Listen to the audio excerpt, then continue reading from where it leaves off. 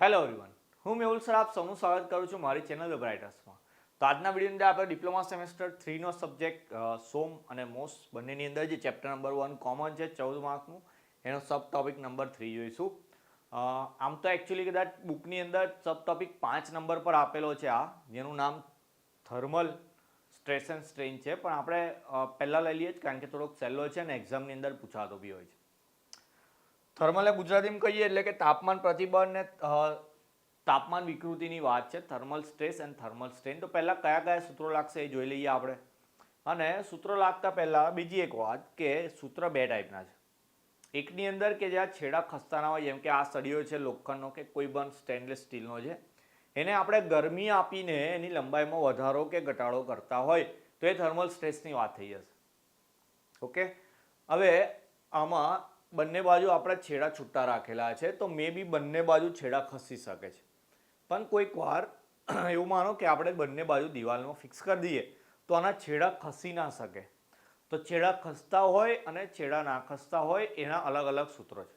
એને ઇંગ્લિશમાં એવું કહે છે એ લોકો, અને ગુજરાતીવાળા બી ઇંગ્લિશમાં જ યાદ રાખશો કે એન્ડ્સ આર yielding એવું લખેલું હોય.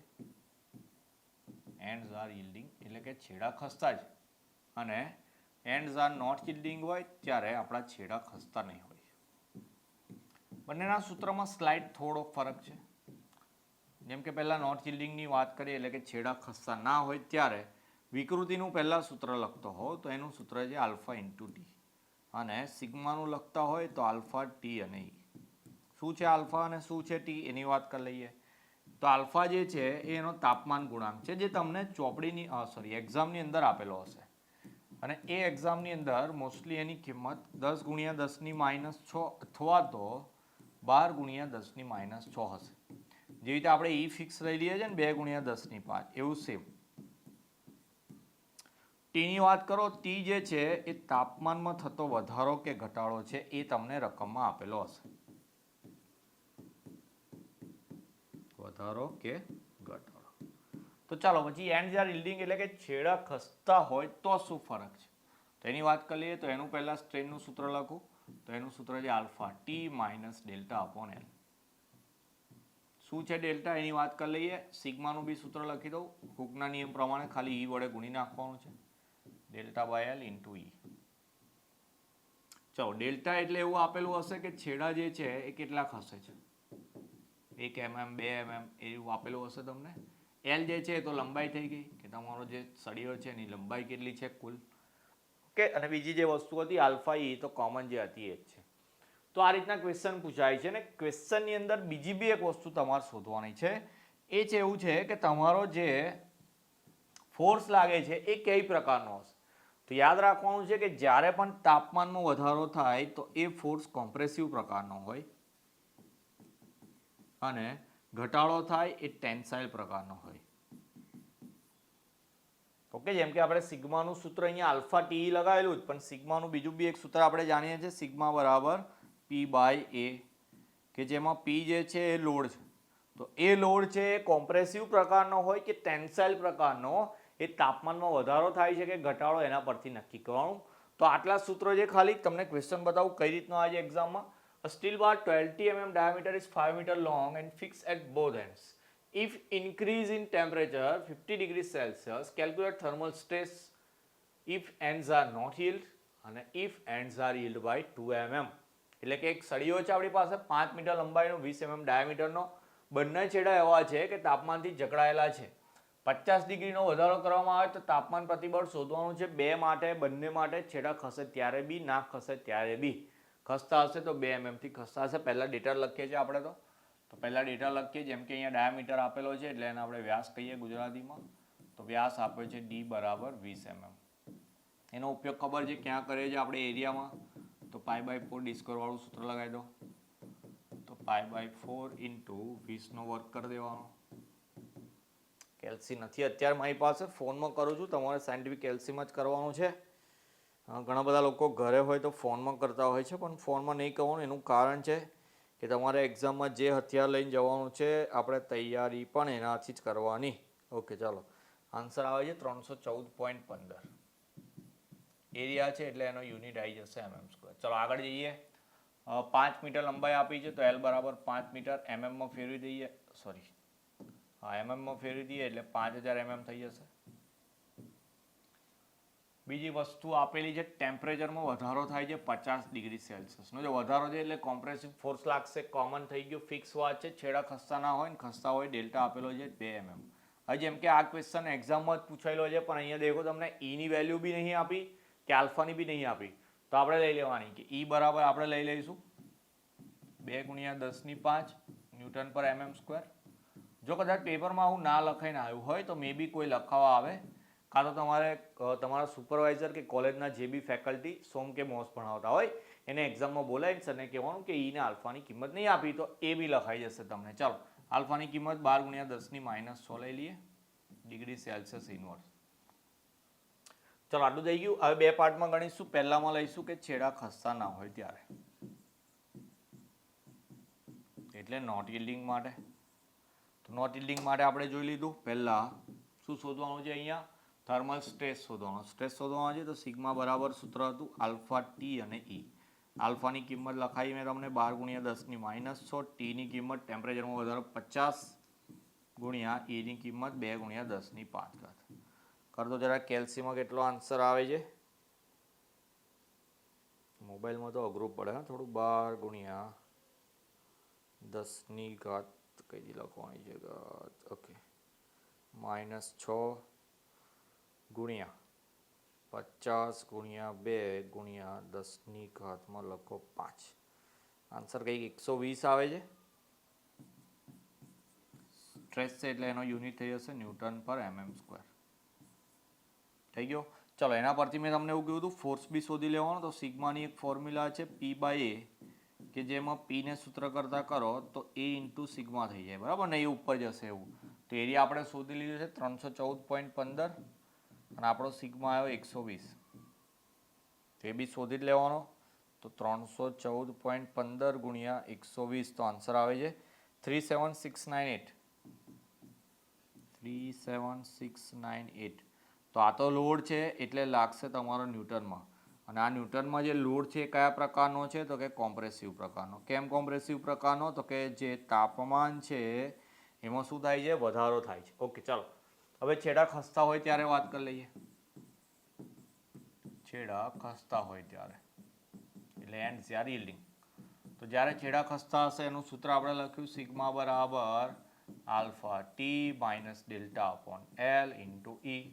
ચલો આલ્ફા ટી નો જવાબ લખવાનો છે આપણે 12 × 10⁻6 અને ટીની કિંમત 50 માઇનસ ડેલ્ટા આપણે ઉપર આપેલો છે 2 mm થી ખસે છે, લંબાઈ આપી છે 5000 mm અને એને પછી ગુણવાનો 2 × 10⁵ સાથે. ઓકે ચાલો કેલ્સીમ જ કરીશું એ બી. તો પહેલા લખીશું 12 × 10⁻6 ગુણ્યા 50. આલ્ફા ડી લખાઈ ગયું. એમાંથી માઇનસ કરવાનું છે, કૌંસ કરીને લખજો 2/5000 કૌંસ પૂરો કરો. આન્સર આવે છે એને આપણે ગુણી નાખવાના 2 × 10⁵ સાથે. 10⁵. ઓકે 10⁵ સાથે. તો આન્સર આવે છે 40. જો જરા મારો ખોટો ના આવતો હોય, ખોટો આવતો હોય કહી દેજો જરા કેલ્સીમાં કેટલો આન્સર આવે. તો આ મળી ગયો આપણને સિગ્મા. ફરી આમાં બી આપણે જોવાનું કે સિગ્માની ફોર્મ્યુલા તો P/A છે, જેમાંથી P શોધીએ તો એનો આન્સર થઈ જાય A × સિગ્મા, જેમાં એની કિંમત 314.15 અને સિગ્મા આપણો આવ્યો 40. ચાલો સિગ્મા આવ્યો 40, 314.15 ને 40 વડે ગુણી નાખો તો 12 5 6 6. આ તમારો ન્યૂટન છે. જે લોડ છે ને કયા પ્રકારનો છે? તો કે કોમ્પ્રેસિવ પ્રકારનો. બસ આટલો દાખલો ગણવાનો હોય જેમાં તમને થર્મલ સ્ટ્રેસ શોધવા કીધું હોય. તો સ્ટ્રેસ બી શોધી લેવાનો, કઈ ટાઈપનો લોડ લાગે એ બી આપણે શોધી લેવાનું. બીજો દાખલો બતાવું જે એક્ઝામમાં પૂછાયેલો છે. એની રકમ કંઈક આ રીતે છે. 4 મીટર લાંબો અને 20 mm નો ચોરસ સ્ટીલનો સળિયો બે દિવાલ વચ્ચે 400 કેલ્વિન તાપમાને ફિટ કરેલો છે. તેનું તાપમાન 320 કેલ્વિન થતાં નીચેના સંકોચો પર રિએક્શન તથા તેનો પ્રકાર, એટલે રિએક્શનની વાત કીધી હોય એટલે આપણે જે ફોર્સ કોમ્પ્રેસિવ લાગે ટેન્સાઇલ લાગે એ શોધવાનું છે આપણે. દિવાલ નોન યીલ્ડિંગ હોય અને દિવાલ 1.5 mm યીલ્ડિંગ હોય તો જો આમાં એ આપેલો 2 × 10⁵ 200 GPa એટલે અને આલ્ફા બરાબર 12 × 10⁻6 કેલ્વિન. ઠીક છે, ચાલો ડેટા લખી લઈએ પહેલાં તો પહેલાં લંબાઈ આપી પહેલી લાઇનમાં તો 4 મીટર એટલે હું 4000 mm લખું એને. 20 mm એટલે ડાયામીટર છે ડી. તો આના પરથી બી એરિયા મળી જશે. આગળના દાખલા મળે એવું જ કે એરિયા બરાબર π/4 × d² એટલે 20 નો વર્ગ. તો એ જ જવાબ આવશે જે આગળ આવ્યો 314.15 mm². ડન છે. ચાલો આગળ જઈએ. 400 કેલ્વિન તાપમાને ફિટ કરેલો છે એવું લખ્યું છે અને તેનું તાપમાન 320 થતા એટલે કે ટી ની અંદર ઘટાડો થાય છે ભાઈ. પહેલા 400 હતો પછી 320 થયો એટલે 80 કેલ્વિનનો ઘટાડો થાય. તો આપણે 80 કિંમત લેવાની. એક્ઝામની અંદર એવું આપ્યું હોય કે 500 કેલ્વિન છે એના પછી 620 કરવામાં આવે, એનો મતલબ કે ટી બરાબર 120 લેવાના, એમાં વધારો કરવામાં આવે છે. ઓકે, ચાલો મોટામાંથી નાનું બાદ કરવાનું, માઇનસમાં નહીં લખવાનું. બે ટાઈપ માટે શોધવાનું છે, યીલ્ડિંગ માટે, નોટ યીલ્ડિંગ માટે. યીલ્ડિંગની કિંમત આપી છે ડેલ્ટા બરાબર 1.5 mm અને ઈની કિંમત છે 2 × 10⁵ Nm². અને આપણો જે આલ્ફા છે એની કિંમત છે 12 × 10⁻6 કેલ્વિન. પેલામાં સેલ્સિયસ હતું, આમાં કેલ્વિન છે. ચાલો પહેલા યીલ્ડિંગની વાત કરી દઈએ. જો મેં ઇંગ્લિશ ગુજરાતી વાળા એટલે કેવો હતો કે આવું બી કોઈ વાર ઇંગ્લિશમાં લખાઈને આવે તો ખબર હોવી જોઈએ કે છેડા ખસતા કે નથી આવું. ચાલો નોન યીલ્ડિંગની વાત કરી દીધી. પહેલાં આપણે ફાઇન્ડ કરવાનું સિગ્મા, તો એનું સૂત્ર છે આલ્ફા ટી × ઈ. આલ્ફાની કિંમત 12 × 10⁻6, ટીની કિંમત આપણી આમાં છે 80 અને ઈની કિંમત 2 × 10⁵. ચાલો કેલ્સીમાં કરો ફટાફટ. મારથી નહીં થતું ફટાફટ. ચાલો કેલ્સીમાં કરીએ 12 × 80 × 2 × 10⁻⁻. ઓકે, એટલે ભાગ્યા 10 કરી દઈએ તો 192 આન્સર આવે છે. બે મારો નામ તો કરેક્ટ તો મને કહી દેજો. તો આ તમારું ન્યૂટન પર mm² થઈ ગયું સિગ્મા. સિગ્મા પછી આપણે તરત શોધી લેવાનું છે. સિગ્મા = p/a ફોર્મ્યુલા પરથી p = થઈ જાય સિગ્મા × a, કે જેમાં સિગ્માની વેલ્યુ આપણી 192 આવી ગઈ. એરિયા ઉપર ફાઇન્ડ કરી દીધો છે 314.15. એને મલ્ટીપ્લાય કરી જ દેવાના તરત. 314.15 તો આન્સર આવે છે 60316.8. 60316.8. આ મોબાઈલમાં તો જવાબ જોઈએ ને તો એવું લાગે ખોટા આવે છે. ઓકે, ચલો તાપમાનમાં અહીંયા દેખો, તાપમાનમાં ઘટાડો થયો હતો એટલે આ જે ફોર્સ છે કેવા પ્રકારનો હશે તો કે ટેન્સાઇલ પ્રકારનો હશે. ચલો હવે બીજું નોન યીલ્ડિંગ માટે જોઈ લઈએ.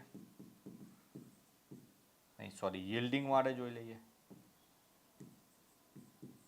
તો યીલ્ડિંગની ફોર્મ્યુલા તમને લખાઈ કે યીલ્ડિંગની ફોર્મ્યુલા હતી આપણી alpha T minus delta upon L into ઈ.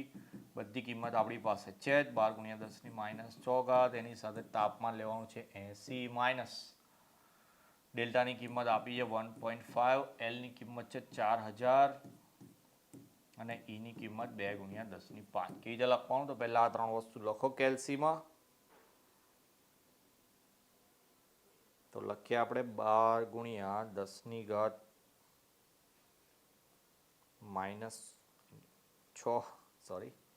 ગુણ્યા 80 ઇક્વલ ટુ કરી દેવાનું. પછી માઇનસ કરવાનું, કૌંસ કરવાનો, લખવાનું 1.5 ભાગ્યા 4000. ઓકે, ઇઝ ઇક્વલ કરીને પાછું ઇન્ટુ કરવાનું 2 × 10⁵. તો આન્સર આવે 117. ચલો આ સિગ્મા મળી ગયો આપણને યુનિટ ન્યૂટન પર mm². પણ આપણે સિગ્મા નહીં, આપણે સાથે સાથે પીબી શોધવાનો. તો પીની ફોર્મ્યુલા લખતા આવ્યા છે સિગ્મા × a એટલે 117 × 314.15 ઇન્ટુ કરી દો તરત 314.15. આન્સર આવે 36755.55 ન્યૂટન. આમાં બી કઈ ટાઈપનો ફોર્સ લાગશે ભાઈ? ટેન્સાઇલ પ્રકારનો લાગશે, કારણ કે અહીંયા બી તાપમાનમાં ઘટાડો થાય છે. તો આ રીતના દાખલા છે સબ ટોપિક 5ની અંદર, પણ આપણે 3 નંબર આપીએ છીએ.